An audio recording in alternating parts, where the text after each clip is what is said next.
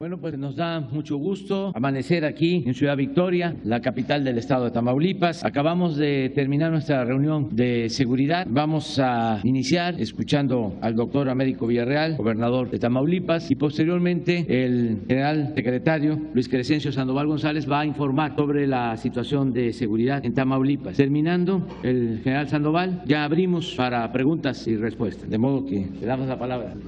Muy buenos días. Señor presidente Andrés Manuel López Obrador, a solo unos días de haber iniciado el nuevo gobierno del Estado, es un honor recibirlo nuevamente en nuestra tierra y refrendarle, en nombre del pueblo de Tamaulipas y del mío propio, la hospitalidad y el afecto que usted ha ganado entre nosotros. Su visita anima nuestra esperanza en un futuro infinitamente mejor, la misma esperanza con la que logramos vencer toda la situación que ya está en marcha en nuestro Estado. Porque efectivamente, señor presidente, Tamaulipas es un pueblo valiente, heroico, que valora y le agradece sinceramente sus repetidas expresiones de cariño y de respaldo. Bienvenido a Tamaulipas. Saludo respetuosamente a representantes de los medios nacionales y locales que nos hacen el favor de acompañarnos. Envío desde la capital tamaulipeca el saludo fraternal a quienes siguen esta conferencia mañanera. De la misma forma, nos alienta la presencia que tuvimos el día de ayer del equipo de colaboradores del señor presidente, con quien tuvimos una reunión muy productiva, en la que se plantearon proyectos fundamentales para el aprovechamiento de las grandes ventajas que tiene y ofrece Tamaulipas y para la atención prioritaria que debemos dar a los más pobres. Los puntos de convergencia y las oportunidades para restablecer la colaboración entre el gobierno federal y el gobierno del Estado son alentadoras y nos anuncian mucho trabajo, así como resultados favorables en prosperidad, en seguridad y paz y, por supuesto, en bienestar y justicia social. Venimos de una contienda política difícil y yo diría inédita en la historia reciente del Estado, que no ha terminado ni con el relevo constitucional. Tamaulipas ha decidido desterrar el veto y hasta el sabotaje contra las políticas públicas de la Cuarta Transformación. Votar por la recuperación de nuestra soberanía energética y el combate de la corrupción, de la verdadera división de poderes, del respeto a los derechos humanos, de los programas de bienestar que no tienen precedente y que son ahora garantía constitucional. En el gobierno anterior se siguió endeudando al Estado y se apartaron de las estrategias de seguridad del Gobierno de México, al continuar por la vía de la violencia y el alarde de la capacidad de fuego para imponer con más violencia y autoritarismo una seguridad ficticia, rubro que, por cierto, sigue siendo con mucho la principal demanda y preocupación de la sociedad tamaulipeca. Lo que inició aquí en Tamaulipas el 1 de octubre es un cambio de raíz, de fondo, con un gobierno humanista que observa la máxima que por el bien de todos, primero los pobres, y que tiene sus ideales en los principios de no robar, no mentir y no traicionar el pueblo. Deseo informar a las y los tamaulipecos y a través de esta señal que los primeros contactos con las y los colaboradores del gabinete del presidente Andrés Manuel López Obrador han dado excelentes resultados en la gestión de proyectos para concretar oportunidades y alinear esfuerzos que multipliquen los beneficios que nuestra gente recibe a través de obras, de acciones y programas del presidente de la República. En la reunión con el gabinete del día de hoy se dieron avances sustantivos que en materia de infraestructura representan apoyos de gran importancia para nosotros. Amigas y amigos, estoy convencido que aquí en la entidad los nuevos términos de concordia y entendimiento entre órdenes de gobierno traerán cosas muy buenas para Tamaulipas. Me he reunido también con las y los 43 presidentes municipales para acordar proyectos y programas de beneficio social, iniciando así una nueva etapa de colaboración positiva y respetuosa con el gobierno federal y con los ayuntamientos del Estado, con el objetivo de respaldar desde Tamaulipas, con nuestra voluntad y trabajo, su objetivo, señor presidente, de regenerar nuestra vida pública, consolidar las bases de la transformación en nuestra patria y trabajar por Tamaulipas y por México. Bienvenido, presidenta, presidente, esta es siempre su casa. Gracias, doctor. Con su permiso, señor presidente. Muy buenos días. Bien, vamos a informar sobre la situación de seguridad en el estado de Tamaulipas. Adelante, por favor. Bien, desde el inicio de la administración, el Gobierno de México, dentro de la Estrategia Nacional de Seguridad Pública, pues se diseñaron acciones específicas para el estado de Tamaulipas, considerando la situación que se vivía, y se estableció como acción, como concepto operativo, lo que ustedes ven aquí en la pantalla, un despliegue flexible, un mando y control centralizado, una inteligencia selectiva, una iniciativa, concentración, economías de fuerzas, aquí trabajando pues principalmente las fuerzas federales, que es el Ejército, la Guardia Nacional, cuando ya nace y se incorpora a la estrategia, la Fuerza Aérea y la Marina. Todo el esfuerzo que se desarrolló a nivel federal ha estado centrado en lo que es la seguridad interior, la seguridad pública, el rescate humanitario y también como estrategia el control de las aduanas. Los resultados han sido satisfactorios, se han contribuido a alcanzar los objetivos de la estrategia que se implementó en el gobierno federal, pues orientados a preservar el orden, el Estado de Derecho, recuperar la paz. Aquí también buscar el equilibrio entre la seguridad y el crecimiento y el desarrollo, considerando que si tenemos seguridad se puede lograr este crecimiento y el desarrollo. Si se aleja de la atención a la seguridad, pues puede generar condiciones no favorables para las áreas como en el Estado, como el que hoy estamos visitando, Tamaulipas. Entonces, todas esas acciones nos llevaron a tener buenos resultados que ahorita vamos a ver en las gráficas que les presentaremos. Adelante, por favor. El Estado, con 43 municipios y contando con 3.5 millones de habitantes, concentra en la parte fronteriza los municipios con mayor número de habitantes. Tiene el 47% de sus habitantes concentrados en Reynosa, en Matamoros y en Nuevo Laredo. Y que vamos a ver también más adelante cómo los delitos identificados en el Estado están concentrados en esos municipios. En cuanto a la asistencia del señor gobernador a las reuniones de coordinación estatal en las mesas de construcción de paz y seguridad, desde que tomó posesión, pues ha participado en el 100% de ellas. 17 reuniones se han realizado y en ellas ha estado presente, pues dirigiendo, coordinando los esfuerzos para desarrollar acciones en el ámbito de la seguridad que conlleven precisamente a la seguridad de los ciudadanos. Adelante, por favor. En cuanto a incidencia delictiva, el Estado, aquí están sus números, en secuestro tiene el 13 lugar, en homicidios dolosos el 17 a nivel nacional, en robo a casa habitación el 18, en 20 lugar está en el delito de extorsión, el 22 el robo de vehículos, en 23 la trata de personas y el 30 el robo en transportes. Todos, como ustedes ven, están hacia la baja y bueno, son la ubicación que tienen en relación a los demás estados, pues es favorable. Esta información está basada en los datos del Secretariado Ejecutivo del Sistema Nacional de Seguridad Pública y principalmente en las carpetas de investigación que están abiertas en relación a estos delitos. Vamos a ver cada uno de ellos, el comportamiento que han tenido. Adelante, por favor. En cuanto a secuestro, en agosto, que es los últimos datos que tenemos del Secretariado, no se presentaron este tipo de delitos. Tiene el 13 lugar a nivel nacional y aquí vemos en el acumulado anual cómo ha sido el comportamiento de este delito que tiene su tendencia hacia la baja. En homicidios dolosos, en agosto fueron 46, también una tendencia a la baja, aquí también lo observamos en el acumulado anual y con un 17 lugar a nivel nacional. En robo a casa habitación, 145 eventos, su tendencia igual a la baja con el 18 lugar a nivel nacional.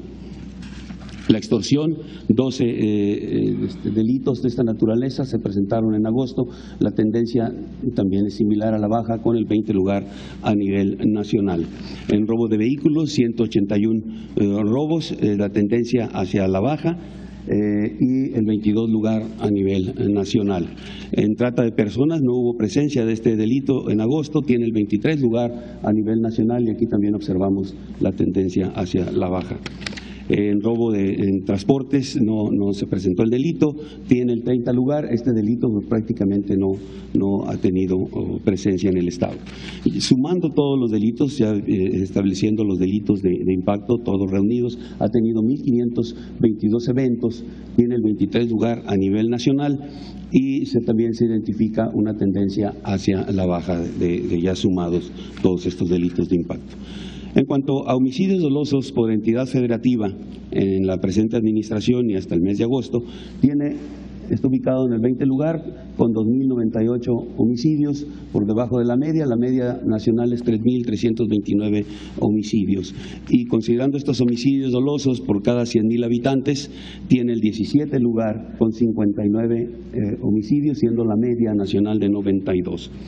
En cuanto a los municipios con mayor incidencia delictiva, considerando homicidios dolosos, robo de vehículos, narcomenudeo, que son los que afectan a la población o mayormente a la población, los que pueden generar inseguridad si están presentes, aquí vemos que tenemos a Reynosa, Nuevo Laredo, Matamoros y Victoria, los municipios que tienen mayor incidencia en estos homicidios.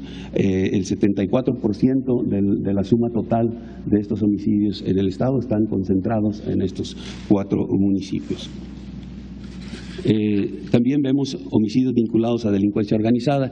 Del total general de homicidios dolosos en el estado y en todos los estados, el 75% de esos homicidios dolosos lo ocupan los homicidios vinculados a delincuencia organizada. Entonces, de ahí que hacemos referencia en esta lámina cuál ha sido el comportamiento de esos homicidios vinculados a delincuencia organizada. Y desde la administración, todas las acciones que se desarrollaron, como mencioné en un inicio por la parte federal, pues se ha logrado reducir en un 93.3% estos homicidios vinculados a delincuencia organizada aquí en el estado. Ha sido exitoso, se han tomado acciones importantes, lo hemos comentado en otras ocasiones, las Fuerzas de Tarea México, que es una fuerza que se integra con personal del Ejército y de la Guardia Nacional, ha tenido una presencia importante en el estado, principalmente en el área fronteriza.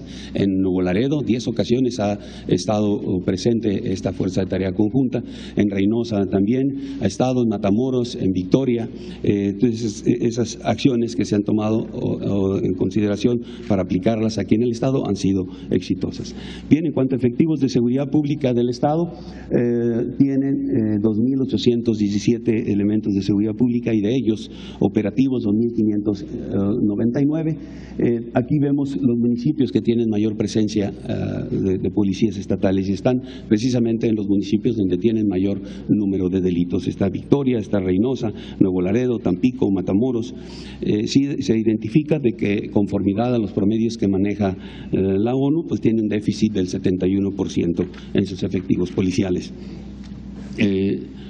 En cuanto a fuerzas de seguridad federales, aquí en cuanto a Ejército y Fuerza Aérea, tiene un total de 4.492 elementos operativos, la Secretaría de Marina 2.800 operativos, la Guardia Nacional 2.862, que hacen un total de fuerzas federales presentes en el estado 10.154 hombres operativos trabajando en las áreas del territorio tamaulipeco. Estos efectivos sumados a los policías estatales hacen un gran total de 12.753 elementos participando en la seguridad pública. La siguiente, por favor. Todos estos efectivos trabajan en lo que son las delimitaciones de 8 coordinaciones regionales de la Guardia Nacional, con un coordinador estatal que está ubicado en Reynosa. Aquí están las sedes de estas plazas: Reynosa, Nuevo Laredo, Matamoros, San Fernando, Soto la Marina, Ciudad Madero, El Mante y Victoria. Bien, dentro de estas coordinaciones regionales se han realizado construcciones de las compañías de la Guardia Nacional para que de estas instalaciones salga el personal a realizar sus actividades en el ámbito de la seguridad pública. En el 19 se construyeron 3 instalaciones en Ciudad Mante, Nuevo Laredo, en Reynosa. En 2020 otras 3 en Matamoros, San Fernando, Soto la Marina. En el 21 se construyeron 2 más en Ciudad Victoria y en Nueva Ciudad Guerrero.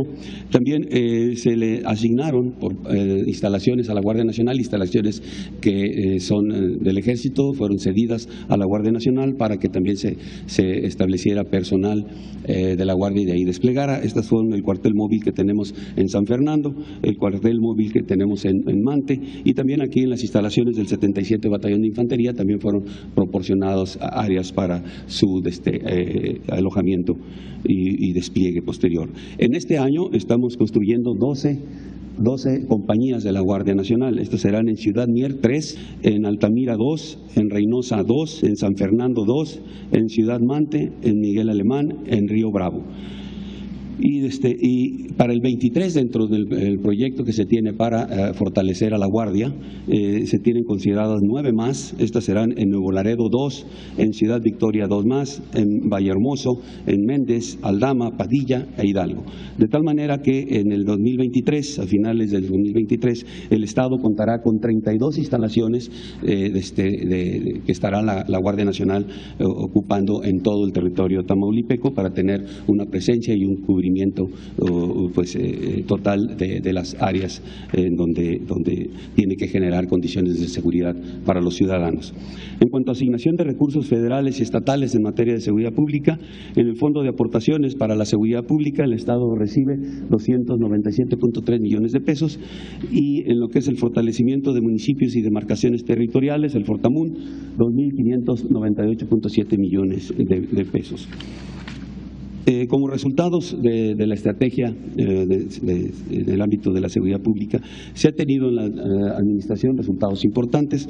Los más relevantes: 38.247 kilogramos de marihuana asegurados, 2.726 de cocaína, 24 kilogramos de heroína, 512 kilogramos de metanfetaminas, 2.148 detenidos, 3.987 vehículos asegurados, 3.652 armas de fuego, 20.4 millones de pesos asegurados a la delincuencia organizada, así mismo como 6.7 millones de dólares.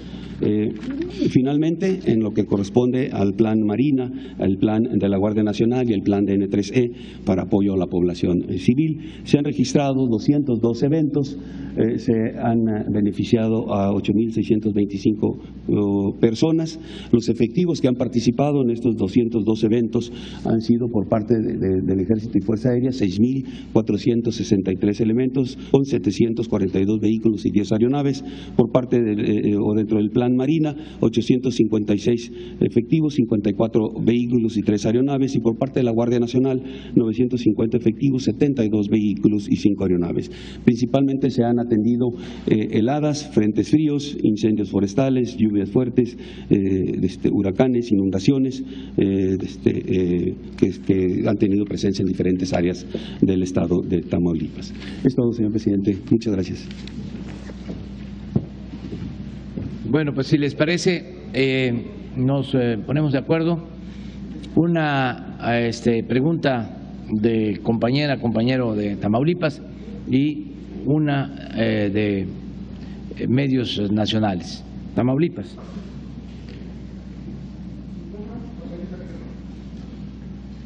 Buenos días. Mi nombre es Francisco Rojas. Represento a la estación de radio La Raza en Reynosa, a la patrona en McAllen, Texas, la 107.5 FM, y también al portal reynosanews.com.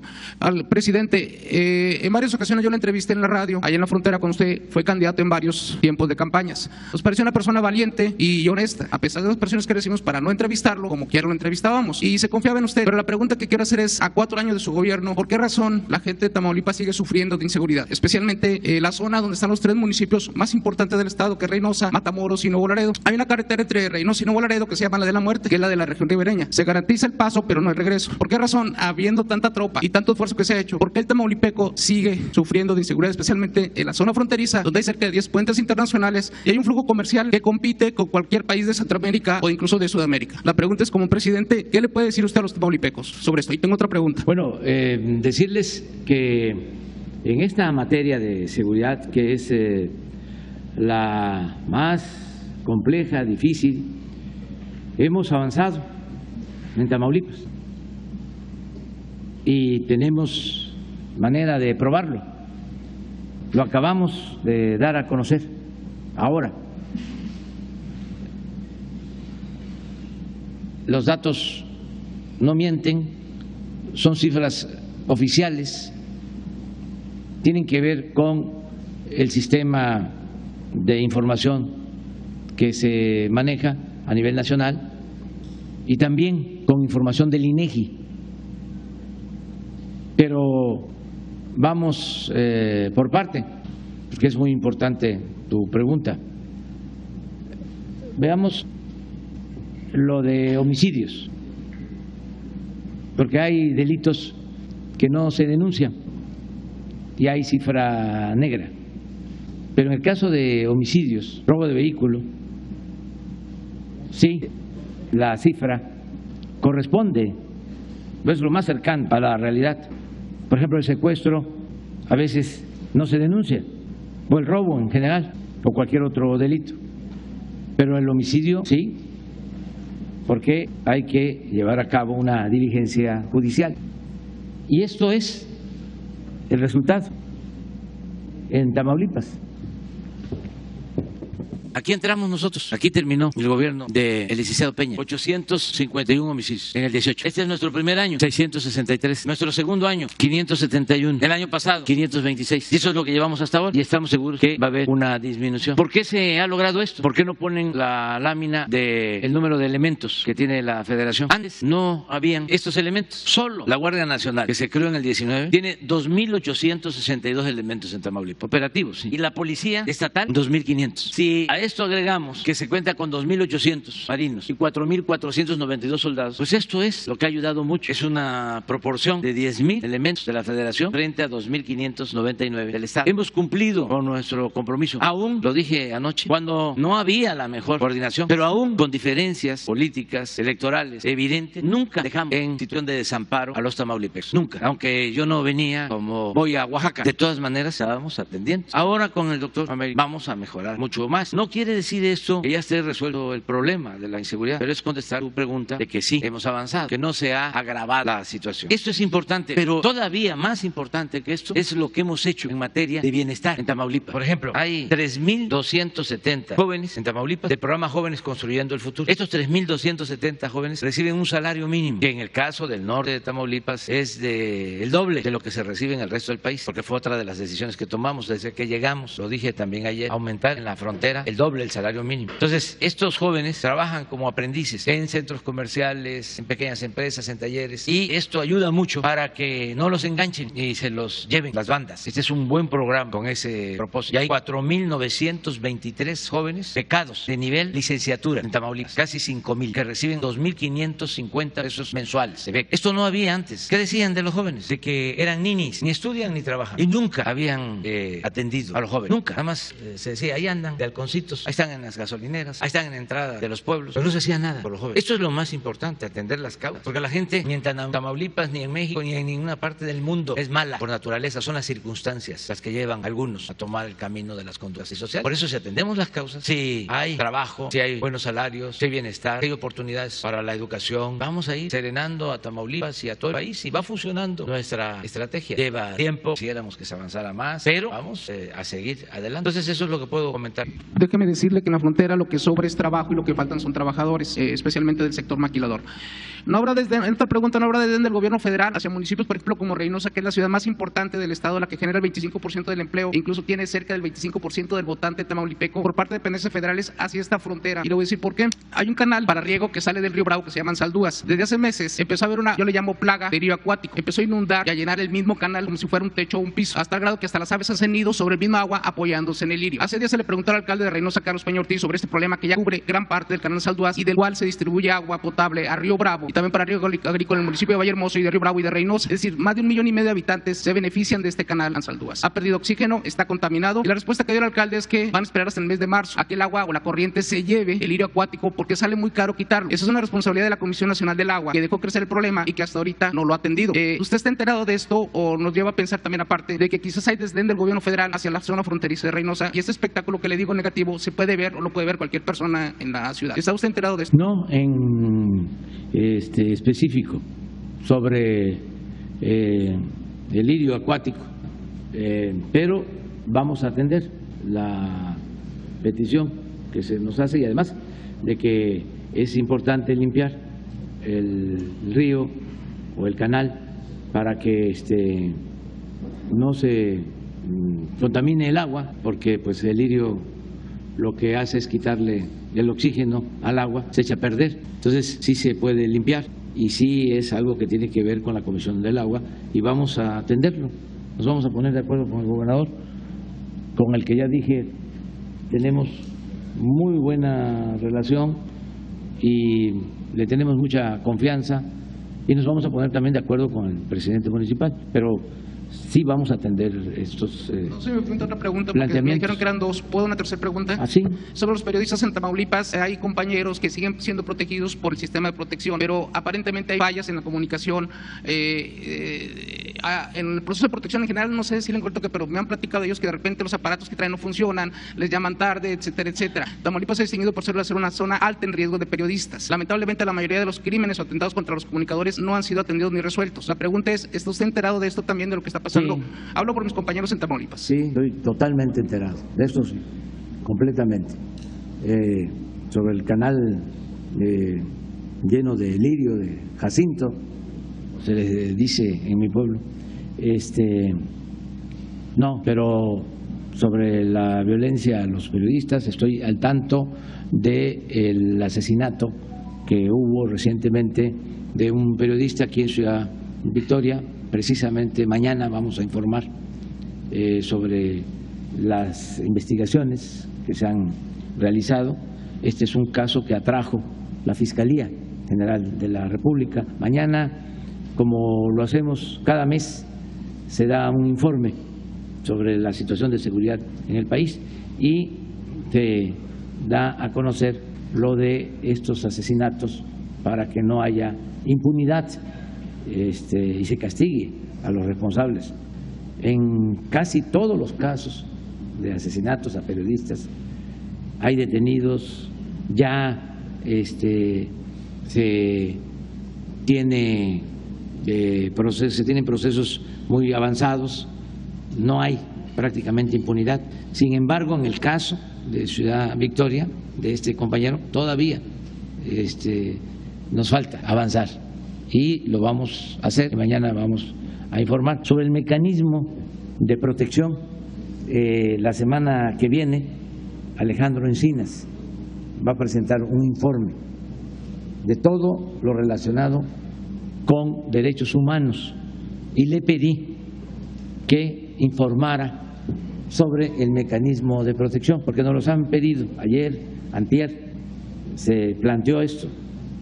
Uno de los compañeros que debe estar por aquí, sí, aquí está, y le pedí a Alejandro que en una conferencia mañanera se informe de todo lo que se está haciendo, cómo está funcionando, cómo mejorarlo, mantenerlo y seguir protegiendo a los periodistas. Gracias, presidente. Ahora y luego dos mujeres, porque ya. Muy buenos días, presidente. Miguel Arzate, del Sistema Público de Radiodifusión del Estado Mexicano, Canal 14. Preguntarle, presidente, ¿cuáles serán los principales retos que tendrá Tamaulipas ahora con el gobierno del doctor Américo Villarreal? ¿Cómo evalúa todo lo que está sucediendo en Tamaulipas, tomando en cuenta todos los contextos, lo que ha sucedido? El gobierno pasado, cómo se registró, los señalamientos que hubo en contra del ahora exgobernador que ahora tiene una orden de aprehensión, no se sabe dónde está, se encuentra pues prófugo. La elección que se dio aquí en Tamaulipas, ¿cómo la evalúa con la mayor participación a nivel nacional? Usted ha mencionado que es un ejemplo, pero ¿cómo evaluar con este contexto que se está dando? Después de esto, los señalamientos que hay contra el gobernador en su momento, estos intentos que hubo de la oposición por tratar de echar por la borda la elección aquí en el Estado. Después de esto, pues sucede la trágica muerte del senador suplente del doctor Américo y está en puerta una elección extraordinaria aquí en el Estado. Se habla que por parte de la oposición, o se ha mencionado que uno de los posibles candidatos podría ser justamente García Cabeza de Vaca. ¿Cómo evalúa todo esto en el Estado, presidente? También tomando en cuenta que durante el gobierno estatal pasado no hubo mucha oportunidad de venir usted como viene el día de hoy, a dar una conferencia matutina. ¿Cómo evalúa todo lo que está pasando aquí en Tamaulipas? ¿Cómo evalúa los retos que tiene el Estado? Y si nos podía también contestar el gobernador, ¿cuáles serán los principales retos que tiene ahora en su administración? ¿Por dónde empezar? Bueno, yo estoy optimista, siempre lo soy, porque creo en el pueblo. Aquí se demostró, lo dije ayer, lo he estado repitiendo, que es mucho el pueblo de Tamaulipas. Y cuando un pueblo decía Hidalgo y lo retomó Juárez, el pueblo que quiere ser libre lo será. Y eso fue lo que demostró Tamaulipas. Decidió cambiar. Y eso fue muy importante, es histórico. Es cosa de no perder el impulso, de que si ya se dio ese paso, se siga hacia adelante, no perder el impulso y que la gente vea de que no fue en vano el estar haciendo colas, el aguantar amenazas, el quedarse callados y el votar en secreto para que se diera el cambio en Tamaulipas. No tenemos derecho a fallarle al pueblo de Tamaulipas. Y el doctor Américo es una garantía de que va a estar a la altura de las circunstancias. Entonces, eso es un elemento bueno, es una ventaja que se tiene. Ahora falta pues que se profundice en el cambio, que haya acciones para el desarrollo, el bienestar, así como en materia de seguridad no abandonamos al pueblo de Tamaulipas, así también, aún en la adversidad o en la falta de coordinación con el gobierno estatal, no se abandonó a la gente en la aplicación de programas de bienestar. Todos los adultos mayores de Tamaulipas tienen su pensión. Hablábamos de los jóvenes, pero hay programas como Sembrando Vida que se aplican en Tamaulipas. Miles de estudiantes con becas en Tamaulipas y inversiones.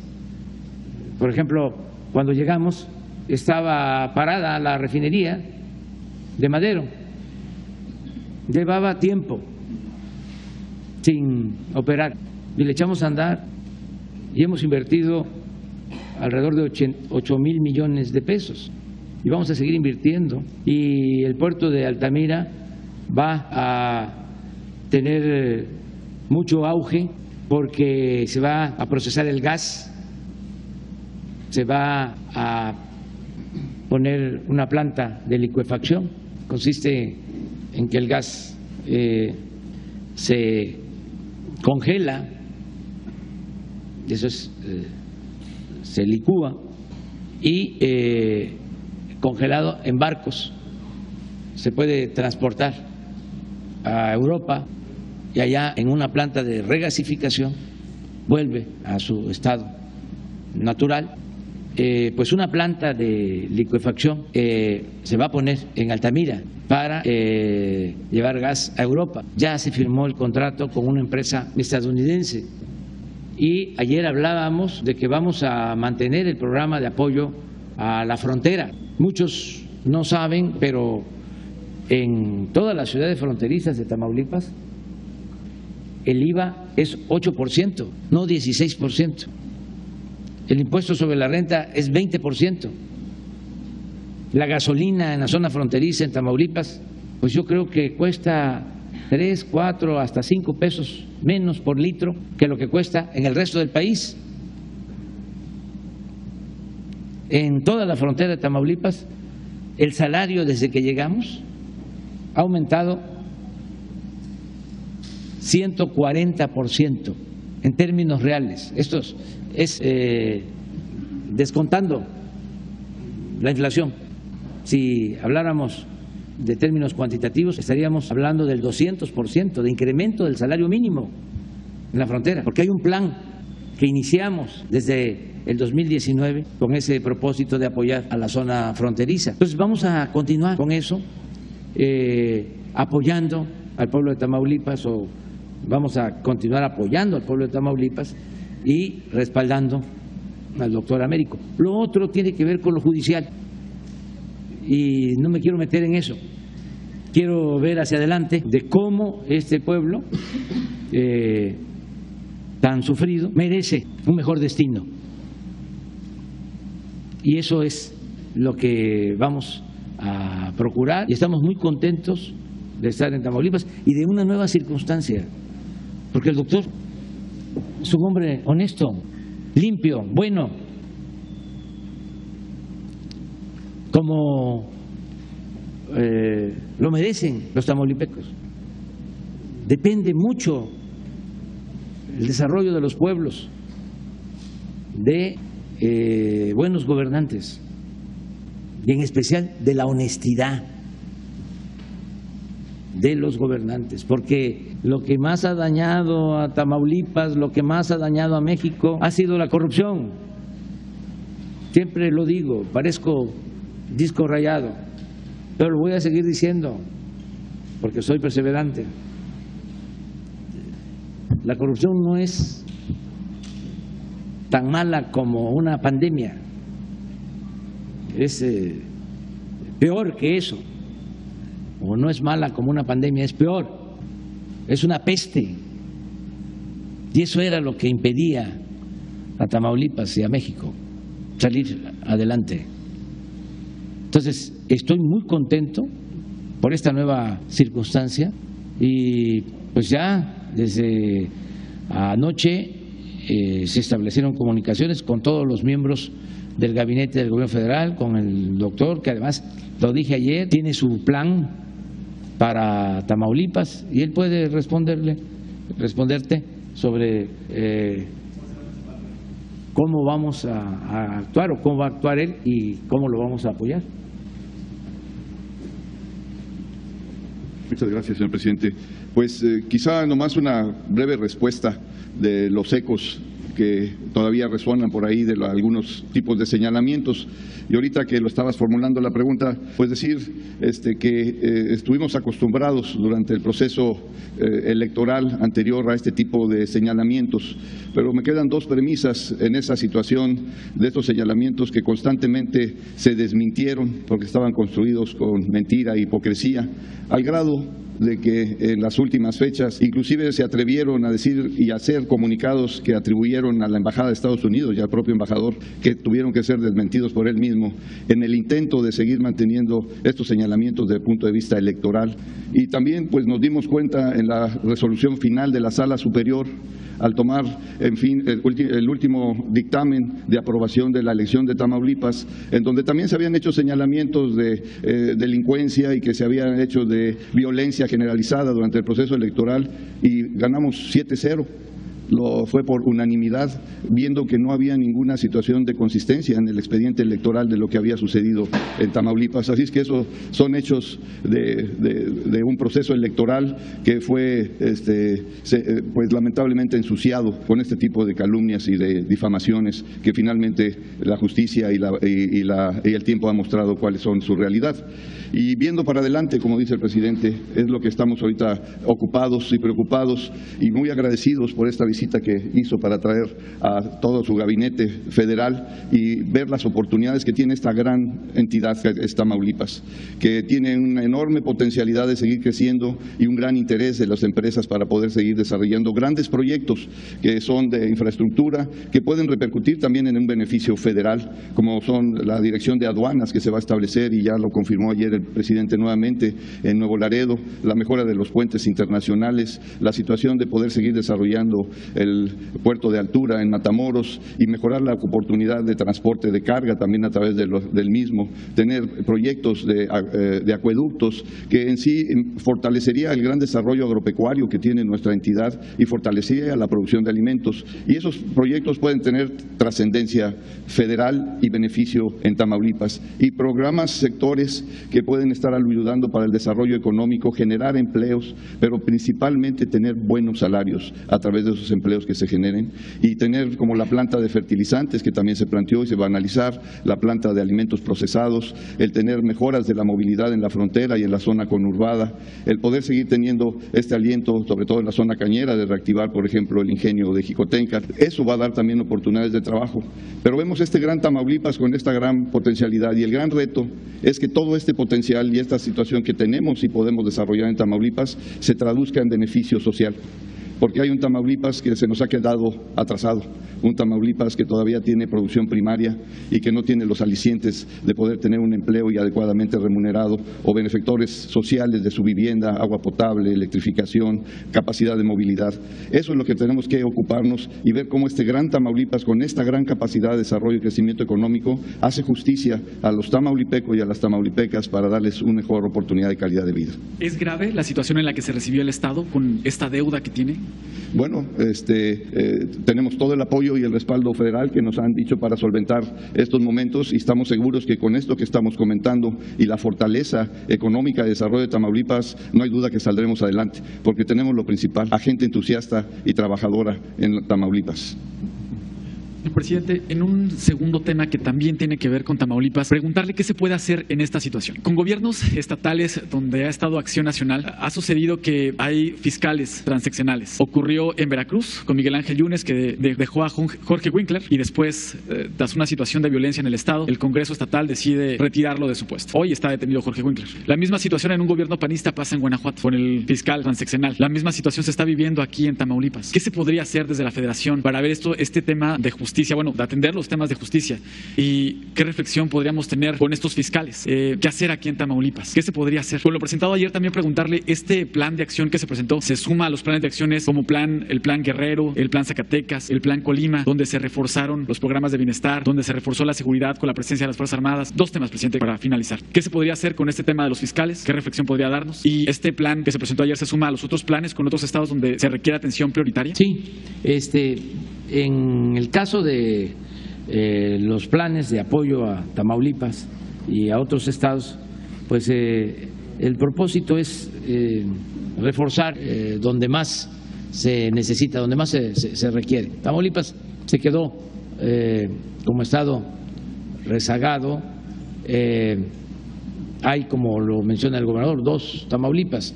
Hay un Tamaulipas en donde hay mucha demanda de fuerza de trabajo, lo decía el compañero. Además que antes había mucha demanda de fuerza de trabajo, pero pagaban muy poco a los trabajadores en las maquiladoras. Trabajaban 3, 4 horas, 3, 4 días, mujeres hasta 12 horas diarias en Reynosa. Y les daban 3 días de descanso, pero trabajaban 4, 12 horas y les pagaban poco y habían problemas porque tenían que dejar a sus hijos solos. Entonces fue lo que nos llevó a aumentar los salarios y a buscar regularizar esta situación. De todas formas, hay empleo, hay trabajo.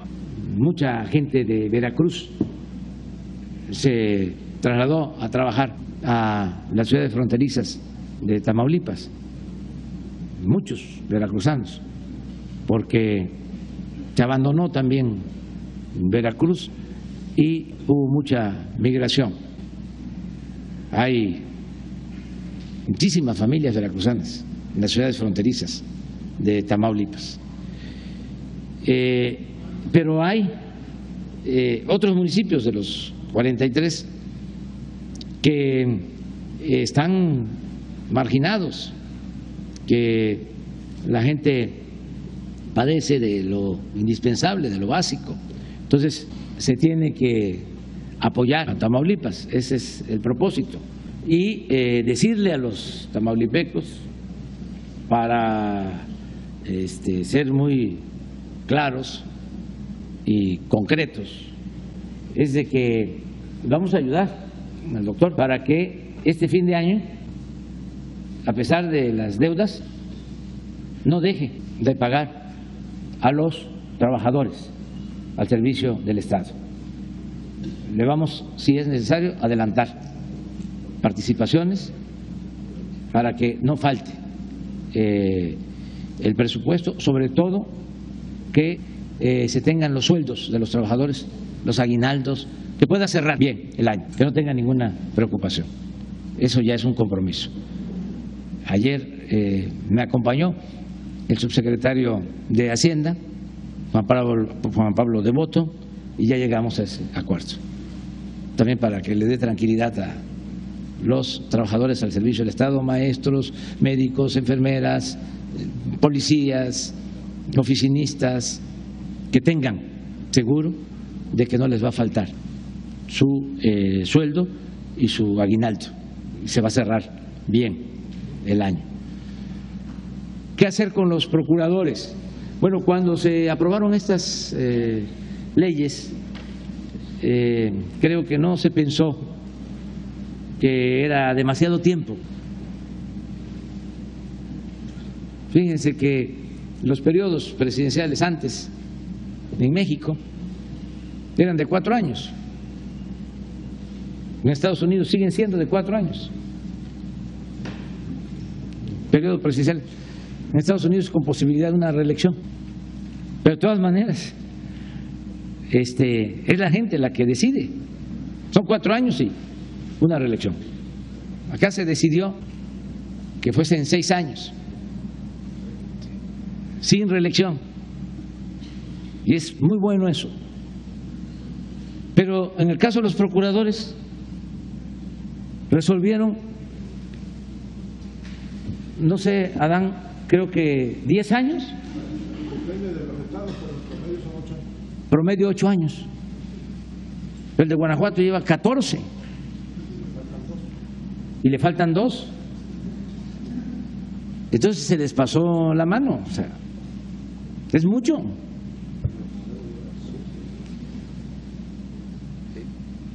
Nosotros no vamos a plantear una reforma. Yo creo que esto lo tienen que resolver las mismas autoridades locales y tener un poco de vergüenza, porque si ya llevan 6 años y no hay buenos resultados, pues hay que tener dignidad y decir, ahí está mi renuncia, ya me voy. Si estamos planteando la revocación del mandato, en el caso del presidente, a los 3 años preguntarle a la gente, ¿quieres que siga o que se vaya? No porque ya me eligieron por 6 años, haga lo que haga, me tienen que aguantar. Es realmente un absurdo. Los mismos procuradores, si no hay resultados, deberían de renunciar, de salirse, pero ahí están aferrados.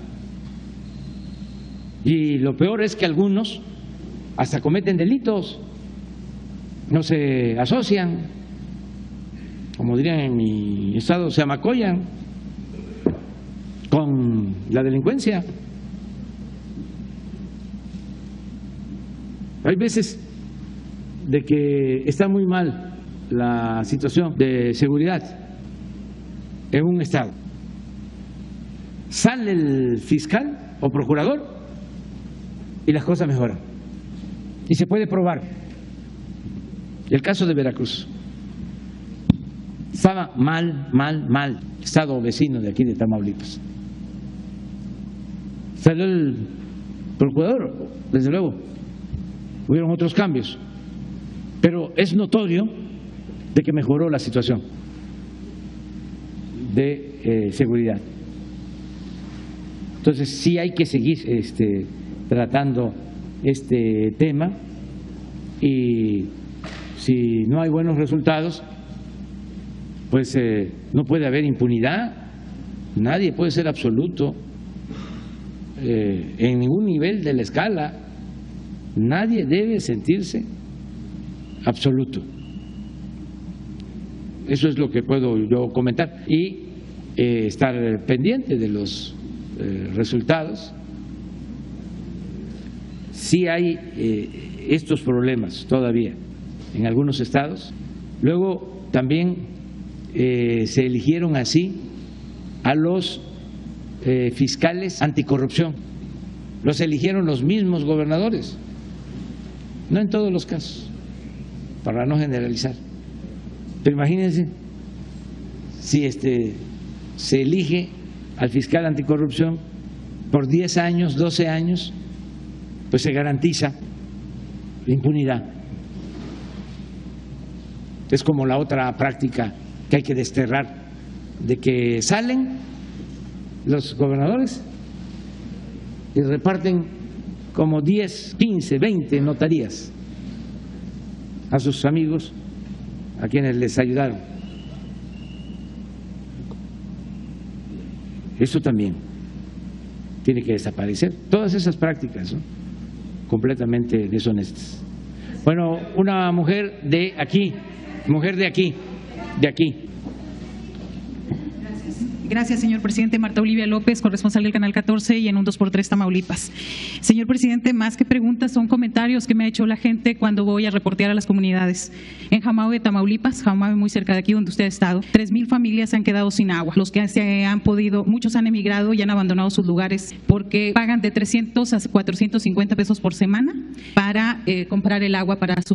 Ahí la denuncia es contra la Comisión Nacional del Agua. Han sido denunciados de otorgar concesiones pasando por los ejidatarios, concesiones que ellos tenían desde hace 80 años. Ahí ha hecho la denuncia la Asociación de Usuarios del Río Guayale, quienes lo están viendo ahorita y quienes están esperando que usted escuche esta situación, porque no es de ahora, es de hace más de 10 años. Han sido y no ha habido ninguna respuesta en esta ocasión. Ya no hay agua y lo peor de todo es que cuando se acaba el agua, los mismos, un empresario ahí limonero tiene 1,000 hectáreas rentadas a los ejidatarios. Entonces no es posible, ellos dicen, que esto esté pasando porque la gente se está quedando sin agua, 3,000 familias.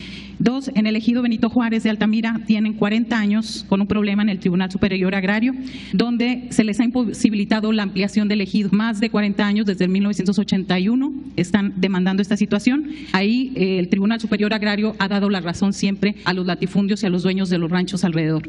Ellos están pidiendo, ya se han convertido ellos en especialistas, los campesinos, en todo el trámite agrario. Y eso, por una parte, cuando uno va a reportear, eso es muy bueno, pero por otro es muy triste porque ellos están esperando y haciendo trámites y trámites continuamente. Señor presidente, 3, el 12 de septiembre, en Nuevo Laredo, 7 personas, la mayoría jóvenes, albañiles, 3 de Tampico, 3 de Victoria y 1 de Río Bravo fueron a trabajar allá, a una empresa de la Universidad Autónoma de Tamaulipas, al Centro de Lenguas. No han aparecido, no han estado, desaparecieron de la faz de la tierra. Son pobres porque eran la mayoría trabajadores albañiles. La semana pasada en Nuevo Laredo desapareció durante 15 horas el alcalde de Guerrero, Coahuila. Aparecieron junto con 8 personas más, funcionarios de su mismo nivel. Aparecieron, las versiones señalan que hubo $1 millón de rescate. Sin embargo, para estas familias, para ellos que están esperando, no saben absolutamente nada y no se ha avanzado. Yo quiero pensar que no porque ellos sean pobres no tengan derecho a aparecer. Algo está pasando en Nuevo Laredo, señor presidente, y creo que el hecho de negar o de ocultar o de decir que no pasa nada a las familias, sobre todo a los desaparecidos, no nada más de ellos, creo que eso no nos hace bien a nadie. Y por último, el gobierno de Francisco Javier García Cabeza de Vaca, ahorita que hablaba de la Fiscalía, hizo varios montajes judiciales. Por ejemplo, en el caso de los periodistas, 3 asesinados en su sexenio. En uno de ellos hizo un montaje donde se llevó y encarceló a 8 reporteros. Todos ellos salieron absueltos porque no tenían absolutamente nada que ver. Y eso ha sido. En el caso de la masacre de Camargo, donde 19 personas fueron calcinadas, 16 de ellos guatemaltecos, las familias de las víctimas no han recibido la celeridad del caso. Ellos me han pedido, me han entregado una carta ahora donde hay personas involucradas, detienen a los que no son y los que accionaron, los que estuvieron, andan en la calle persiguiendo periodistas, grabándonos y persiguiéndonos a donde vayamos a hacer las coberturas. Señor presidente, más que preguntas, tengo una lista de 12, pero bueno, quise decirle estos 4 que me hacen los más importantes. Sí, estoy enterado de todos los casos. Le vamos a pedir a Rosa Isela Rodríguez, secretaria de Seguridad, que platique contigo sobre todos los temas y que se atienda lo del agua, lo del problema agrario, ya lo de los desaparecidos en Nuevo Laredo, ya es un tema que no los han tratado los familiares. El gobernador lo trató hoy por la mañana, se analizó bien, porque son varios casos en efecto, y ya se tomaron decisiones, ya se está atendiendo este asunto. No puedo decir más, pero ya se está atendiendo. Está ya a cargo de la Secretaría de Seguridad Pública y de la Secretaría de la Defensa este asunto. Y fue muy lamentable lo de los asesinatos de migrantes centroamericanos. Siempre tenemos presente este caso y se va a seguir investigando y se va a seguir atendiendo. Entonces, todo lo que planteas me gustaría que se lo transmitas a Rosa Isela y que se haga un plan y un compromiso de que va a haber atención. Lo mismo con los periodistas que presuntamente son inocentes y que fueron culpados, ¿no?, de delitos que no cometieron. Pero le dejamos a Rosa Isela, si te parece. Una mujer de lo nacional. A ver, Sara Pablo. Gracias, presidente. Buenos días. Preguntarle sobre la llamada que tuvo ayer con el presidente Biden, qué temas tocaron, si se trató el asunto de las consultas. Informó que ya le confirmó para la cumbre de líderes de América del Norte. ¿Dónde va a ser? ¿En qué parte del país? Bueno, yo nada más introduzco, hago un pequeño prólogo. Fue muy buena entrevista, muy buena la comunicación, muy afectuoso el presidente Biden, muy respetuoso, agradeciendo de las buenas relaciones que hay entre nuestros gobiernos. Hablamos del intercambio económico, comercial, hablamos de que México es el principal socio comercial de Estados Unidos. Esto de acuerdo a los últimos datos. Hablamos del tema migratorio. Celebramos que se haya tomado la decisión de entregar visas temporales a hermanos venezolanos y también que se esté planteando hacer lo mismo con hermanos centroamericanos.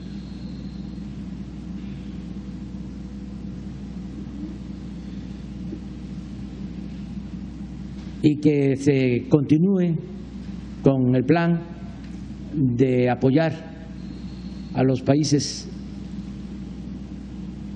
de Centroamérica y a otros países para que la gente no se vea en la necesidad de abandonar sus pueblos, abandonar sus familias. Él está muy consciente de que debe haber migración por deseos de superación, por gusto, que no sea obligatoria, que no sea por falta de oportunidades en los lugares de origen, que no sea por falta de trabajo o por violencia. Por eso estamos insistiendo en que se invierta en planes de desarrollo. México lo está haciendo. Y ayer se habló de este tema. La vicepresidenta Kamala Harris tiene a su cargo lo de los planes de inversión para Centroamérica. Hablamos también de seguridad, del tema del fentanilo, lo que se está haciendo en México y se va a compartir para que se aplique en los dos países, sobre todo la campaña de información a los jóvenes sobre el daño que causa el fentanilo y estas drogas químicas. Campañas amplias, masivas de información. Se trató el tema de las armas, el control de las armas, y todo en un ambiente, repito, de mucho respeto y afecto. Y confirmó que va a visitar México, que vamos a llevar a cabo en México la cumbre de América del Norte. No se definió la fecha, ni los días, el lugar. Voy a cometer una indiscreción nada más, porque aunque es por teléfono, pues siempre hay golondrinas en el alambre. Invitamos también a la señora del presidente Biden, que es maestra y que lleva buena relación con mi esposa, Beatriz. ¿Esa misma cumbre? O sea, Sí. que vengan acompañados. Sí, y vamos a hacer lo mismo con el primer ministro Trudeau, con su esposa, para que además de tratar todos estos temas, podamos tener una convivencia más familiar también. Los detalles, porque sí fue una conversación importante, muy importante, tiene Marcelo Ebrard, que a propósito está aquí con nosotros. Vamos a pedirle que él nos complemente. Y estaba ahí. Gracias, señor presidente. Bueno, como ya se explicó aquí cuál fue el contenido, diría yo, en primer lugar, que respecto al tono y naturaleza de la conversación, pues da cuenta de un momento de mucha cercanía de ambos presidentes, de un muy buen momento en la relación bilateral. Y los temas que se tocaron primordialmente fue, bueno, ya el que se comentó por parte del señor presidente, el que tiene que ver con migración, que es Estados Unidos acepta un planteamiento que México ha venido insistiendo, que es, en vez de tener solo el título 42 que se implementó, recuerdo a ustedes, en el mes de marzo de 2020 por el gobierno anterior de Estados Unidos, el gobierno del presidente Trump. Según este título, por razones sanitarias, cualquier persona que ingrese a Estados Unidos por la frontera sur puede ser y es retornada casi siempre de inmediato hacia México, porque provino de México. Eso es lo que dice su ley. No es un acuerdo con México, es una medida de Estados Unidos. Marzo 2020 se empezó a implementar. ¿Qué es lo que México ha planteado en voz del presidente de la República en varias reuniones y ocasiones? ¿Por qué no se trata de avanzar hacia regular la movilidad laboral? O cuando se trata de razones más allá de la naturaleza laboral, es decir, cuando alguien está buscando llegar a Estados Unidos por razones humanitarias, pues que haya una manera de acceder a esos permisos o solicitudes y que no te obliguen a recorrer todo México, Centroamérica y todos esos países para llegar a Estados Unidos y correr riesgo de que te regresen, sea a México o que te repatrien. Entonces Estados Unidos aceptó empezar un programa que son 24,000 autorizaciones o visas de carácter humanitario. En este momento para venezolanas y venezolanos, probablemente en el futuro cercano, probablemente se pueda hacer para otras nacionalidades.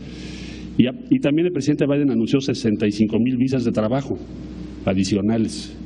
Entonces, en esto es lo que estamos viviendo ahorita. Me preguntaste tú el otro día cuántas venezolanas y venezolanos hay en México. Y te decía yo que hay asentados en México ya de carácter permanente como residentes, poco más de 77,000 venezolanas y venezolanos. Ellos ya viven en México, ya trabajan en México. Y en lo que va del año hemos otorgado refugio por conducto de la Comar a otro número igual, 77,000, que están en México en condición de refugio. Ahora bien, ¿qué es lo que está pasando? ¿Por qué hay venezolanos que regresaron a la frontera entre el día 12 de octubre y el día de hoy? ¿Cuántos son? ¿Por qué? Porque están aplicando la norma del título 42, diciendo si tú llegas por una vía irregular, no te vas a poder quedar en Estados Unidos. Si haces tu procedimiento de acuerdo a las nuevas visas que acabo de describir, humanitarias, que es en línea, sí puedes tener, si el gobierno de Estados Unidos te lo autoriza, llegas a Estados Unidos directamente en avión y entras a Estados Unidos en una condición regular. ¿Cuántas personas han regresado en los últimos días? Bueno, el primer día fueron 744, el día 2 fueron 594, el día 3 251 y el día 4 179. Como verán ustedes, es un número decreciente. Esto es en toda la frontera. ¿Cuántas podría recibir México de venezolanos? Pues cada día son menos, 179. Ahora, por la frontera sur, pues sí recibimos mucho más porque nos están pidiendo refugio y se los damos. Entonces, Lo que nos ha ofrecido Estados Unidos, o a nosotros, se lo ofreció a los venezolanos en este caso, es 24,000 visas humanitarias. Y probablemente ese número va a crecer. Entonces, ¿qué es lo que yo supondría? Pues que cualquier persona que conoce esto, pues tratará de hacer su trámite, ¿no? ¿Para qué haces todo ese camino? Te pones en riesgo, tienes que atravesar muchos países, llegas a Estados Unidos y te regresan otra vez, por el título 42 famoso. Entonces, ese es un tema. Repito las cifras, 24,000 y 65,000 visas de trabajo adicionales, de las cuales 25,000 son para centroamericanas y centroamericanos. El resto principalmente para mexicanas y mexicanos. Segundo tema, brevemente se lo comento, que se tocó, el que tiene que ver con el entendimiento bicentenario, porque se comentó que acaba de ser la reunión, y no voy a repetir los resultados porque ya se los comenté a ustedes. Lo principal que es que por primera vez, creo yo, y seguramente hasta donde llega mi conocimiento, hay un plan de acción de México y Estados Unidos que implica cuáles son las responsabilidades de cada país, o sea, el principio de corresponsabilidad para controlar precursores químicos, reducir el tráfico y expansión del consumo de fentanilo y otras drogas sintéticas o de otro tipo. Por primera vez también se acordó hacer una campaña binacional a gran escala propuesta por el presidente López Obrador, dirigida a disuadir el consumo de drogas, no estar nada más concentrados en cómo vamos a sancionar a quienes están involucrados en el narcotráfico o cómo vamos a reducir el flujo de precursores químicos o fentanilo, sino también atender lo que es las razones que llevan al consumo. Entonces se va a hacer una campaña binacional para eso.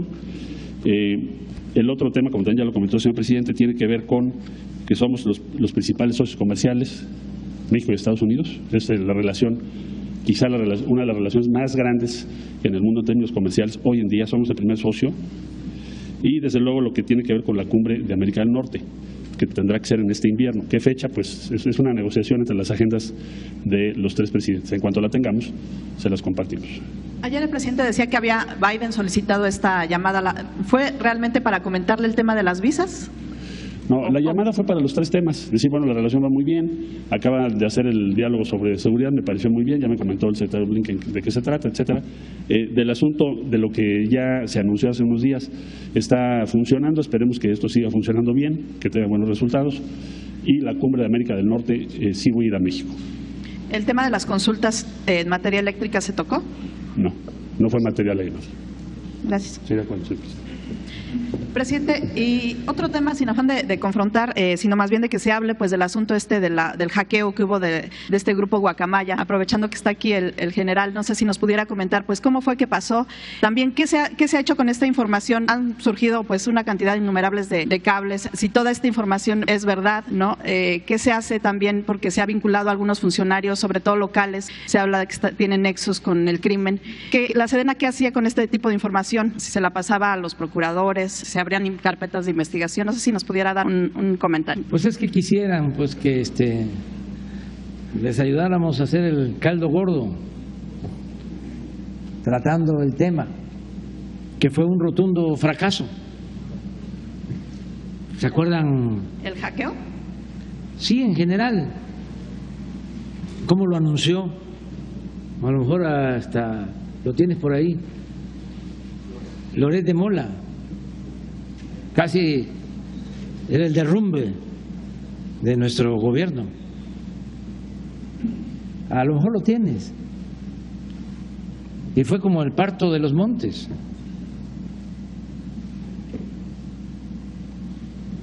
Entonces, como seguramente les costó mucho, imagínense cuántos estrategas, asesores, expertos. Y salió Puque. Ahí les dejo de tarea lo que significa Puque. Nada más Adán lo sabe. Pues quisieran que siguiéramos hablando de eso.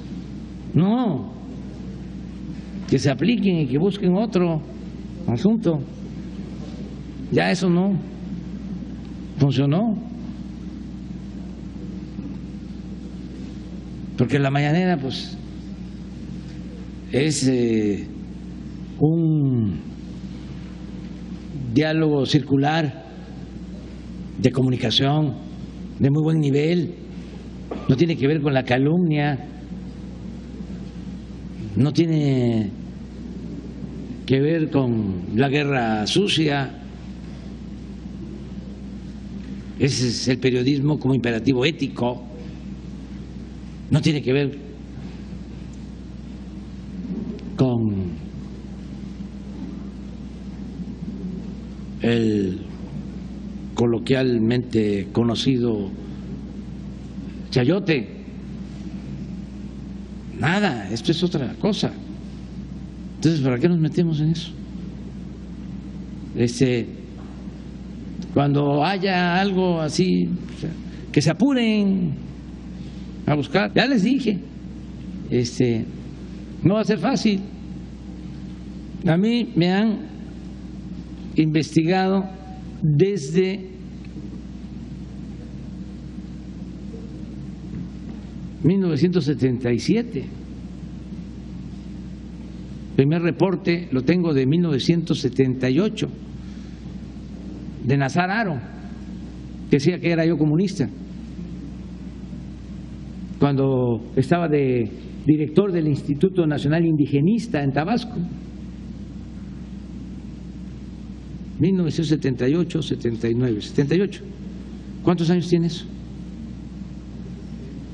40, poco más. 44. Entonces, pues no van a encontrar nada. Lo he dicho, no es para presumir, pero no me importa el dinero. He aprendido, y es un consejo que yo puedo dar a seres queridos y amigos, también queridos, de que no hay que tener mucho apego ni al dinero ni al poder.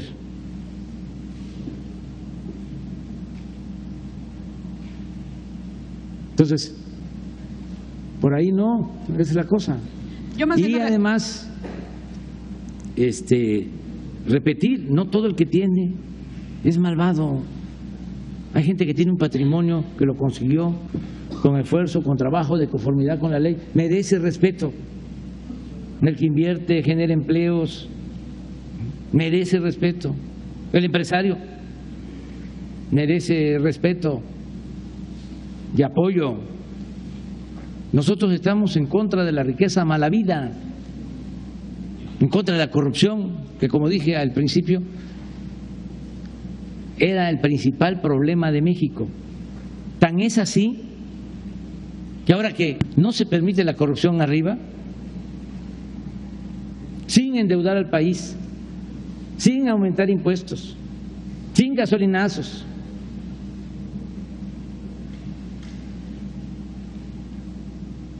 tenemos presupuesto para apoyar a la gente, a los más pobres, como nunca. No es un reto, no es un desafío. Les invito a que vayan a la comunidad, al pueblo que quieran de Tamaulipas. Y en ese pueblo, por más apartado, ahí van a encontrar que están llegando los apoyos para el bienestar. Ahí si hay un adulto mayor, ahí está recibiendo su pensión. Todos los 43 municipios, pero no solo las cabeceras municipales, todos los pueblos, las comunidades, hasta las más apartadas. Es más, entre más pobreza, más reciben. Porque la justicia es darle más al que tiene menos. No puede haber trato igual entre desiguales.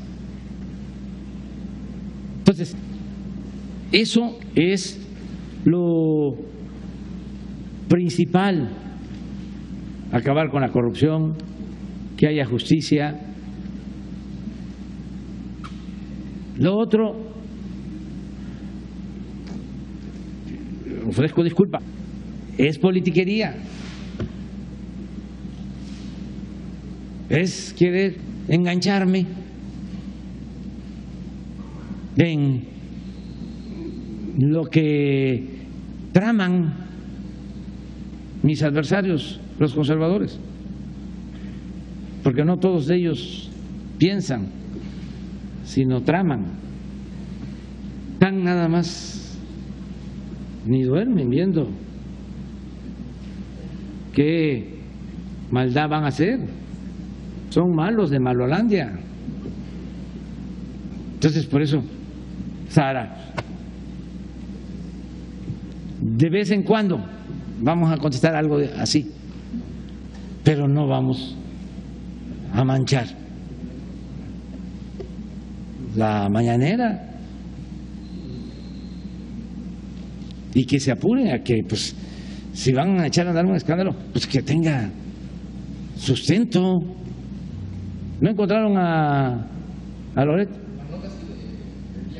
Sí, ahí viene, que cuando anunció de que casi se caía el gobierno.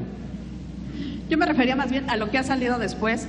Después de esa fecha, pues han salido un montón de pues sí, correos, cables sí, de ese mismo grupo de Guacamaya. Sí, porque ¿Qué pasaba con esa información que tenía la Secretaría? Están utilizando pues cualquier información. Ya la Guacamaya se volvió sopilote. Bueno, vámonos. Hombre de Tamaulipas. Señor presidente, buenos días. Fernando Acuña Piñeiro, del diario Ciudad Victoria y del periódico digital Notifer. En primer lugar, una anotación, sin menoscabo de la crítica que el periodismo debe ejercer ante el poder, reconocer que su gobierno ha tenido un trato diferente con los medios, de los trabajadores de los medios informativos en el país, y que entidades federativas como la nuestra pues nos permite estar participando en este espacio, ¿verdad? En anteriores gobiernos del PRI y del PAN pues no nos dejaban acercarnos, ni siquiera preguntarles, mucho menos preguntarles. Voy a las preguntas. Hay empresas que se dedican a la venta de energía eólica aquí en Tamaulipas de anteriores gobiernos estatales, y esas instalaciones, esos enormes abanicos de generadores de energía eólica están pues enclavados en algunos municipios pobres, en algunos municipios pequeños, pueblos pequeños de Tamaulipas. La situación es que los pobladores o los habitantes de esos pueblos no reciben beneficio alguno, o sea, pasan volando, pasan por otro lado las ganancias, tampoco hay transparencia suficiente en torno a este tipo de empresas, y pues la pregunta es en el sentido si su gobierno federal podría regular o exigir cuentas a estas empresas, a ver si de algún tipo de convenio o acuerdo o qué tipo de beneficios podrían recibir estos pueblos en materia de servicios o de obras para compensar que estas enormes torres o esta infraestructura está ahí, ¿verdad? Enclavada en su geografía. Pregunta número dos. Usted llega en el 2018 pues como un fenómeno político electoral. Cuenta usted con el voto del norte que en otras ocasiones se le había negado. En esta ocasión grandes sectores poblacionales lo respaldan, ¿verdad? Y durante su sexenio digamos que la estrategia, su narrativa vertebral ha sido primero los pobres. Mi pregunta es en el sentido si al finalizar su sexenio estos niveles de pobreza los diferentes niveles de pobreza en México van a disminuir, si esa estrategia que usted ha planteado pues daría resultado, ¿verdad? Al finalizar su periodo de poder. Y una tercera relacionada con el tema de las gasolinas, un tema sensible y que bueno, a pesar de que podemos decirnos privilegiados, ¿verdad? Porque usted ya lo ha dicho, que en otros países pues están más caras las gasolinas. Me gustaría saber si al finalizar este periodo de sexenal las gasolinas irá a las refinerías que usted ha construido y que ha adquirido en Estados Unidos, o que está, aquí en México y en Estados Unidos, si en lugar de bajar centavos las gasolinas podrían bajar pesos, ¿verdad? Aquí en México, si sería un poco más ya que cuando usted finalice su sexenio. Sí, muchas gracias, señor presidente. Muy buenas las tres preguntas. Mira, se acaba de aprobar hace relativamente poco una reforma a la ley eléctrica. Incluso se impugnó, se presentó una controversia en la Corte porque no querían que se declarara constitucional la nueva reforma a la ley eléctrica, cuyo propósito era precisamente poner orden, planear, porque con la reforma energética se le dio manga ancha a las empresas particulares, sobre todo a las empresas extranjeras. Ellos usaron el propósito bueno de las energías limpias, renovables, pero para hacer jugosos negocios. Ahora ya se resolvió por la Corte de que se necesita la planeación de la Secretaría de Energía, porque era un desorden. Cualquiera podía poner un parque de generación de energía eólica, solar, y la Comisión Federal de Electricidad fue tratada como una empresa más y de segunda. La Comisión Federal de Electricidad se le dio todos los privilegios a las empresas particulares, sobre todo, repito, extranjeras. Entonces ahora ya se va a controlar esta situación para que quienes entregan sus terrenos reciban lo que por justicia les corresponde, que sean acuerdos justos en donde están las torres. Esto ya lo va a hacer la Secretaría de Energía. Lo otro es que también no se exigió que se construyeran líneas de transmisión, sino que toda esa energía se incorporara a las líneas de transmisión de la Comisión Federal de Electricidad.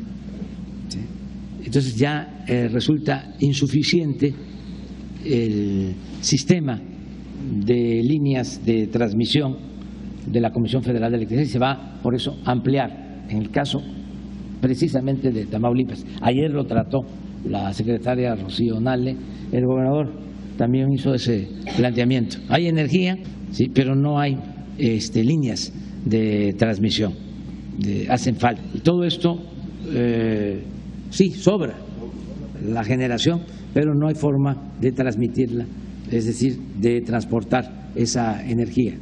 Entonces, estamos en eso. Sobre cómo vamos a dejar al gobierno, yo creo que, o mejor dicho, cómo va a estar el pueblo cuando yo termine, creo que mejor. Ya se están viendo los resultados. Miren, nos tocó una situación muy difícil por la pandemia, se cayó la economía en México y en todo el mundo, es un fenómeno externo, no es una crisis que surgió en México, tampoco ahora lo de la inflación tiene que ver con un problema interno, es la guerra de Rusia y Ucrania que afectó a todo el mundo. Por eso estamos insistiendo en que se busque el diálogo y la paz, porque las guerras son irracionales e inhumanas y es lo peor que puede haber. Y si fuese poco, también están generando mucha inestabilidad económica en el mundo, en todos lados. Bueno, aún con eso, como ha funcionado nuestra estrategia de no endeudar al país, por ejemplo. Ayer lo comentaba. Cuando se viene la pandemia y se caen todas las economías, hasta la economía china decreció. Y las europeas y Estados Unidos, todos cayeron económicamente. Nuestro país, desde luego, 8.3 cayó la economía de México. No se veía desde los años 30 del siglo pasado una caída económica así, por la pandemia. Entonces, de inmediato, la respuesta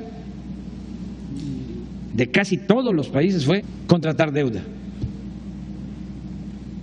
Y nosotros dijimos, no, vamos a utilizar lo ahorrado, vamos a que no se nos caiga la recaudación y vamos a orientar bien el presupuesto y vamos a aplicarlo de abajo hacia arriba, porque las solicitudes de deuda siempre tienen que ver con apoyar arriba. porque la falacia es que si le va bien al de arriba, le va a ir bien al de abajo. Si llueve fuerte arriba, gotea abajo. Si se llena el vaso arriba, se derrama hacia abajo. Y eso pues es una gran mentira. Ni siquiera escurre porque ponen otro vaso, ¿sí? Y todo queda arriba. Entonces nosotros cambiamos y dijimos, vamos abajo, a meterle abajo para que no se nos convierta en una crisis de consumo, que la gente tenga lo básico. Y lo que se hizo fue reforzar los programas de bienestar y nos ayudó muchísimo, y no vamos a dejar de reconocerlo, el apoyo de nuestros paisanos migrantes, porque cuando más lo necesitábamos, más nos ayudaron.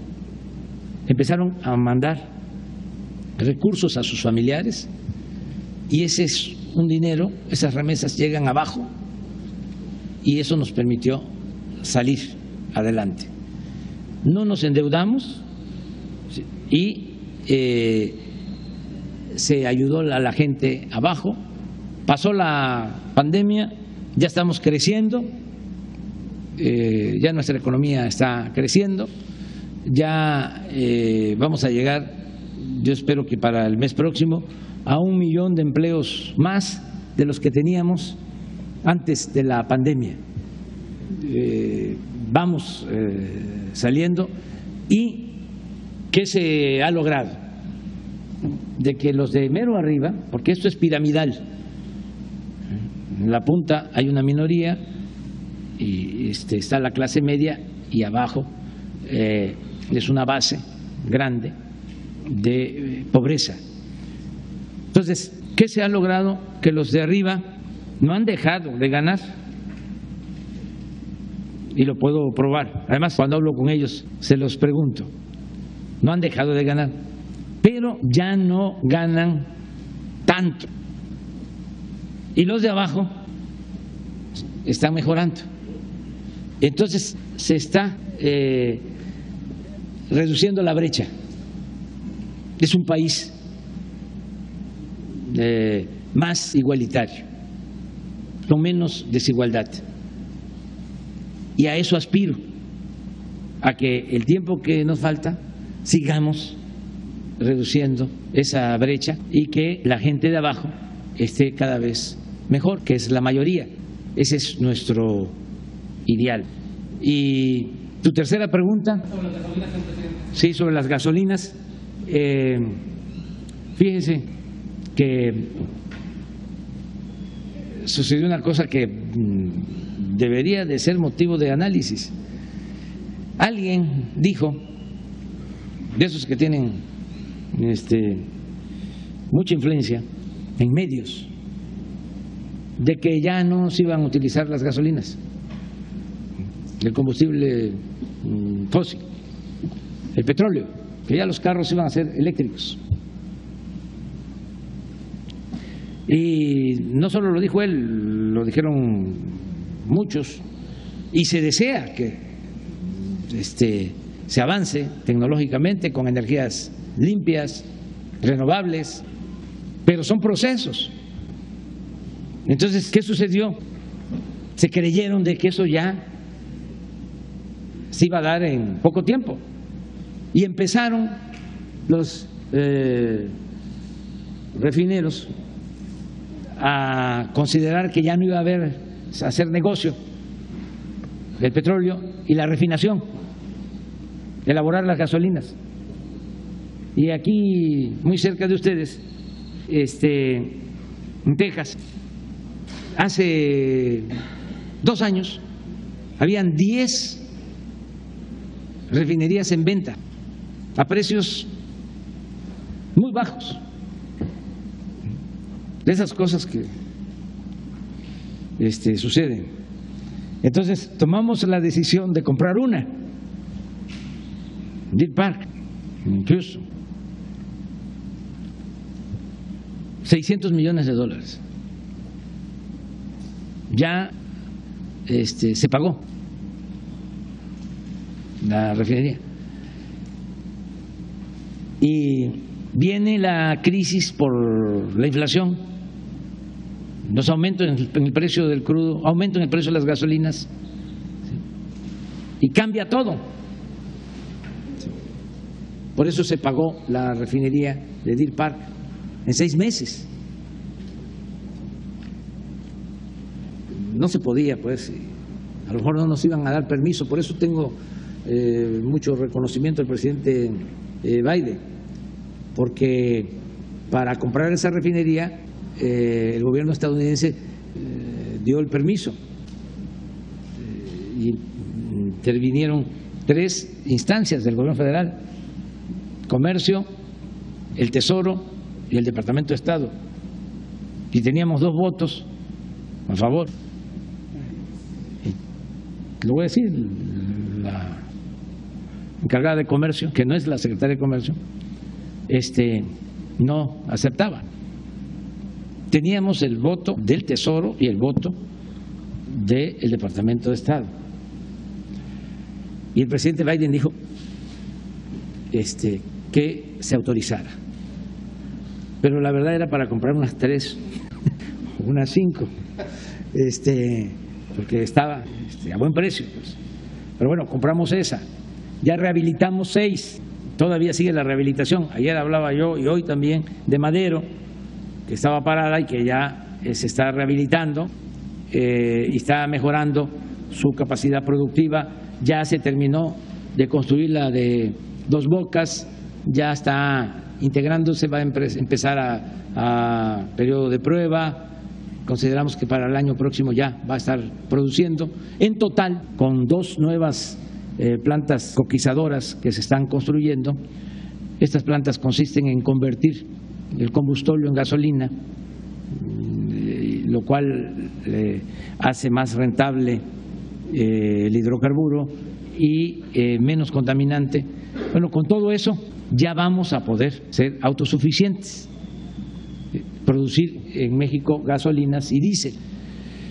Con eso ya se puede hacer mucho, porque cuando menos se garantiza que no aumente el precio. Y si se sigue invirtiendo hacia adelante en construir otra refinería o 2, porque llevábamos 40 años sin hacer una nueva refinería.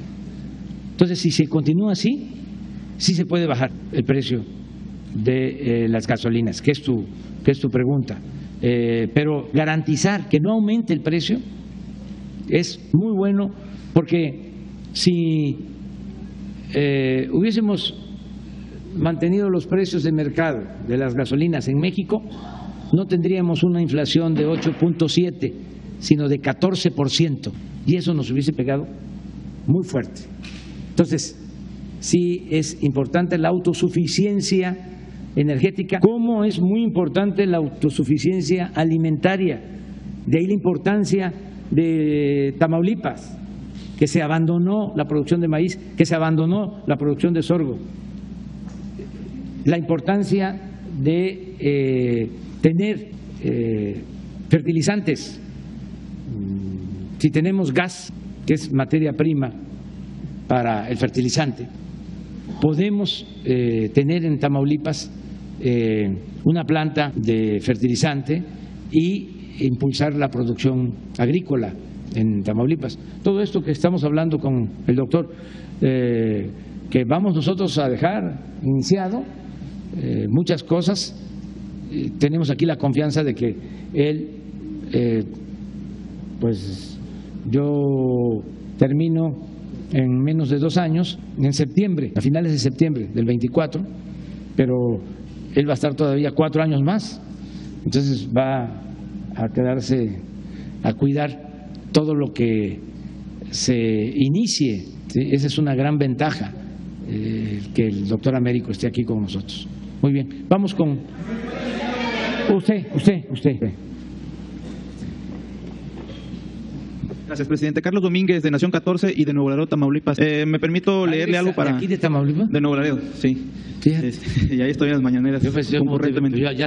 Yo te consideraba de allá. Allá estamos en Ciudad de México, pero sí. Déjeme, le comento por qué, presidente, me permito leer para que no se me escape nada del mensaje que le quiero dar. Desde el pasado 3 de abril del 2019, presidente, me presenté por primera vez en su conferencia mañanera para solicitarle con mucha esperanza su ayuda para resolver el cobarde asesinato de mi padre, el periodista Carlos Domínguez, que fue apuñalado en 24 ocasiones el 13 de enero del 2018 en las calles de Nuevo Laredo mientras llevaba a sus nietos a un paseo al zoológico de fin de semana. Me atreví a buscarlo porque viene usted una esperanza, pues las investigaciones sobre su asesinato en ese momento estaban y siguen aún estancadas, pero en ese momento había 6 personas sospechosas vinculadas o en proceso de vinculación a proceso, pero un juez decidió ponerlos en libertad en 2020. Hace poco más de un año, un tribunal de alzada decidió reponer el proceso, pues encontró que estuvo mal, que se llevó a cabo mal el primer juicio, y pues bueno, las personas que fueron vinculadas y que están requeridas nuevamente por el tribunal de alzada, pues están prófugos, hay órdenes de aprehensión, y pues yo enfrentándome a una fiscalía ya casi 5 años que no me quiso dar íntegramente la carpeta de investigación, fue a cuentagotas, un asesoramiento jurídico por parte de la Comisión de Víctimas del Estado raquítica de mala gana, siempre de muy mala gana, di vueltas aquí a Tamaulipas muchas veces y nunca encontré nada, o fue muy poco lo que pude hacer por el tema. Presidente, usted me dijo la primera vez que lo vi en el 2019 que me iba a ayudar, también me dijo en varias ocasiones después, posteriores a esa, que no estaba solo, y pues así ha sido, aunque desgraciadamente el asesinato de mi padre quedó en medio de una disputa política que espero de verdad con muchas ganas que se haya acabado el pasado 30 de septiembre con la llegada del doctor Américo, pues vengo aquí con la esperanza de solicitarle a ambos, nuevamente a usted, señor presidente, por primera vez al doctor Américo, nuestro nuevo gobernador, pues ayuda porque pues me fue prácticamente imposible el sexenio pasado, y pues hoy empieza otro, hay seguramente, espero que así sea, el doctor Américo habrá de conducir bien en Tamaulipas. Doctor Américo, está en sus manos a partir del primero de este mes el esclarecer el asesinato de mi padre, como muchos otros que han ocurrido en Tamaulipas anteriores a su llegada. Entonces pedirle, doctor Américo, cuándo podríamos trazar una ruta para que se esclarezca el asesinato de mi padre, que en próximo enero que viene está por cumplir 5 años de asesinato, pues de que nos lo quitaron, de que le quitaron a Nuevo Laredo un periodista, como hace poco aquí también en Ciudad Victoria. Entonces solicitarle, presidente, de alguna forma, de verdad, mi madre, mis hermanos, mis hijos también requerimos justicia, porque de verdad han pasado casi 5 años y duele como el primer día, siguen pasando más y duelen igual, señor presidente. Entonces, doctor, en usted vengo hoy a pedirle, por favor, acabo de escuchar hace un momento, refirieron el tema seguramente, pues no eran 8, eran 6, murió uno desgraciadamente en prisión, dicen que el gobernador pasado montó todo, no lo sé, te digo que no conozco a plenitud la carpeta, de verdad, tengo casi nada de ella, me la dieron a cuentagotas, no estuvo muy bien por parte de las autoridades, la Fiscalía y la Comisión de Víctimas, todo lo que tuve que pasar, presidente. Entonces ha habido mucha desinformación, espero de verdad justicia y que ya no quede más tiempo impune este cobarde asesinato de mi papá. Gracias. Sí, yo le tengo confianza, te lo digo sinceramente, al doctor, y yo le pido al doctor que platique contigo, que se pongan de acuerdo, y yo también, en todo lo que yo pueda ayudar, que cuentes también conmigo, que sigas contando conmigo, pero yo estoy seguro que el doctor es un hombre de bien, un hombre bueno y justo, y a él se lo encargamos. ¿Sí te parece? Por favor, si se ponen de acuerdo, sí, para encontrar, muchas gracias. Para ver. ¿De acuerdo, doctor? Gracias, presidente. Ya.